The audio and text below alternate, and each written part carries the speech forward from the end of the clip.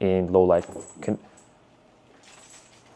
What I want to demonstrate in this video is how the Osmo Action 6 performs for everyday users. For those of you who like to hike, to bike, outdoor adventures, and vlogging. Here's the truth, they need a camera that works when it matters, survives real life, and doesn't require a film degree to operate. And the Osmo Action 6 is that camera. I'm going to go over the new features of this camera, but also the one that really stands out most to me as a content creator. Now, every action camera that you've used before, even the DJI ones, came with a fixed aperture. One setting, one size, that's it. Think of aperture like the pupil of your eye. In bright light, your pupils get smaller. In darkness, it opens wide to let in more light. The Action 6 is the first action camera that can do this automatically. The Action 6 adapts smoothly to different lighting conditions. The aperture opens up in shade to 2.0 and to capture detail, then closing in bright light to 4.0 to prevent overexposure. Now, the variable change occurs when you're on automatic mode. But with manual settings, you have fixed apertures of 2.6, 2.8, and 4.0. Unless it's in super night mode, if I'm not mistaken, then it goes to 2.0 manually. Another thing I've noticed is in low light conditions, the Action 6 is not afraid to bump up the ISO compared to the Action 5 Pro. No eating the plants. Sorry about that. Now, why does this matter for your content? For those of you who like to go running or biking, sunrise or sunset, light changes fast. The Action 6 adapts automatically, so you're not fiddling with settings mid-run. And when you're vlogging in the city, walking from indoor cafes to bright streets, the camera handles it. You can focus on talking, it focuses on exposure. Now, when you're hiking through forest canopies to open meadows, your footage looks professional without manual adjustment. When you're using it in automatic mode and you're in the variable aperture mode, the aperture will keep shifting according to the lighting conditions, as well as the shutter speed and the ISO. Now, from 2 to 4 isn't a massive difference, but it does make a difference. You didn't bring a lower stop or a higher stop ND filter. You can just adjust the aperture and make that tiny change to bring it to the shutter speed or closer to the shutter speed that you want. However, with different aperture come different focus distances. With 2.0, it's about 40 centimeters. With 2.8, it's 35, if I'm not mistaken, or 2.6. And with 4.0, it's 20 meters focus distance. Basically, the lower you go at the f-stop, the more you want to keep distance between your subject and the camera for it to focus. Now, having a variable aperture is such a great thing with action cameras because you've never had that before. Getting more from an action camera to a professional action camera. I don't know why DJI named the Action 5 Pro when they should name the Action 6 Pro. Or maybe they're coming out with another one, who knows? I'm also working on another video for accessories that go really well with the Action 6, and that video should be out soon, so don't forget to hit subscribe so you don't miss that video. Now, the Action 6 comes with a 1/1.1 inch camera and almost 1 inch sensor on an action camera. It's amazing. In camera terms, this is huge for something this small. Now, what does this mean for everyday users and how it affects their content? You have better detail in every shot. You can see individual leaves, texture on the rocks, detail in the clouds. The larger sensor captures more information per pixel. And you also have a cleaner low light performance. This means you don't need extra lights, just the camera. Most action cameras would be drowning in noise by now, but the Action 6 is a larger sensor, captures the light more efficiently, cleaner image, accurate colors, no grain. Professional looking footage without the professional gear. The Action 6 shoots in 10-bit D-Log-M. That sounds a bit technical, but here's what it means practically. When you edit your footage, you have exponentially more color information to work with. You can adjust colors, fix exposures, and create a professional look without the image falling apart. Now, a quick difference for those of you who don't know what 8-bit and 10-bit is. 8-bit captures 16.7 million gradients of color, while 10-bit captures over a billion gradients of color. So you have way more colors to work with and you can push that even further. It holds detail where it counts. So the dynamic range is your camera's ability to capture both dark and bright areas in the same shot. And the Action 6 has over 13.5 stops. Now, in simple terms, when you're vlogging with a bright window behind you or hiking with sky and shadows on the frame,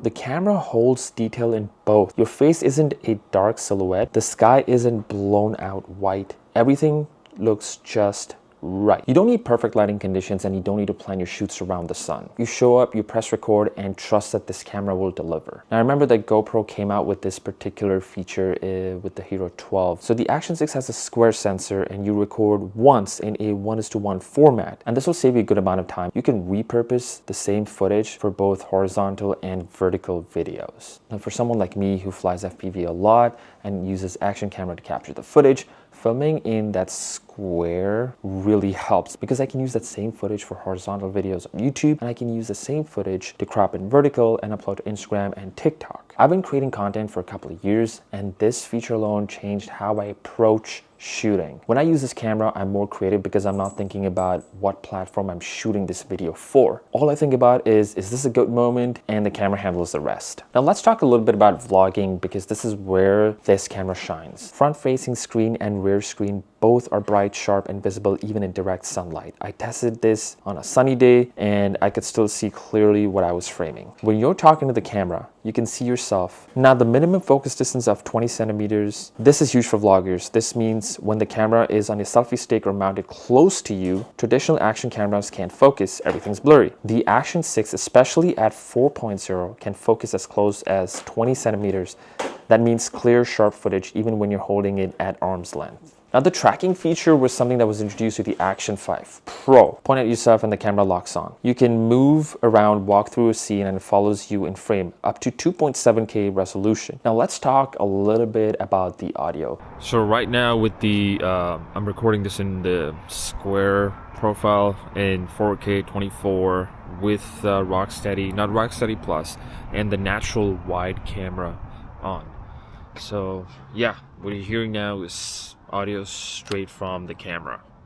Okay, so I'm in a cafe that's not too busy, but this is what it sounds like. Okay, now this is what it sounds like with the DJI Mic 2 connected to the Osmo Action 6.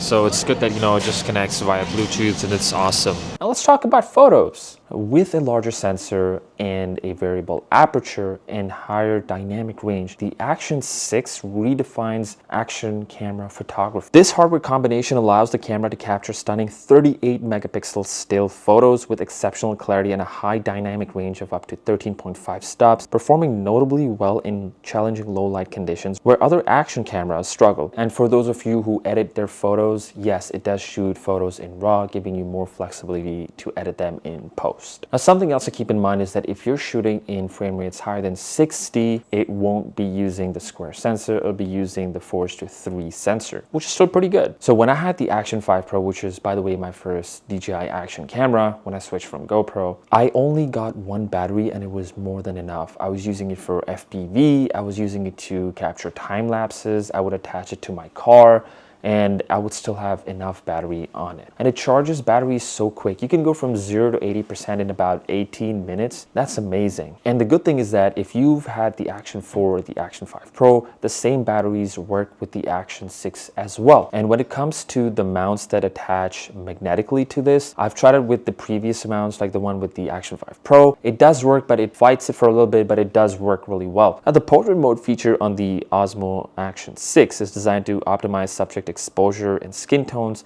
and also allows for capturing vertical video without physically rotating the camera. It's not a computational photography feature that adds artificial background blur like on many smartphones. Now, when it comes to different camera angles, it comes with a standard D-warp, and this linearly corrects all the lines to prevent distortion. Now, the natural wide is a low vertical distortion with a wide field of view. Now, the wide field of view is ideal for outdoor sports scenes and optimal for underwater photography. And then the ultra wide captures a broad field of view, ideal for first person shooting where the broadest view is desired. Shifting from square sensor to 4:3 to 16:9 is going to vary with the different camera angles, frame rates, and resolution. Now, when you're recording the square format, you'll see it's a little weird in the corners, but that just is how it's being recorded. However, if you want to remove those corners, you can change it, and it does crop in just a tiny bit. Now, something that's really cool for everyday content creators is that the DJI Action 6 actually comes with different color profiles, and not what I mean with normal and D-Log M. These are built-in film tones that you can use to record your videos. There are different creative looks that apply directly in camera, and what's really cool about it is you can control how intense you want this film tone to be. If you ever remove your SD card and forget to put it back in your camera, no problem. It comes with 50 GB of storage space, which is amazing. Now let's talk about stabilization.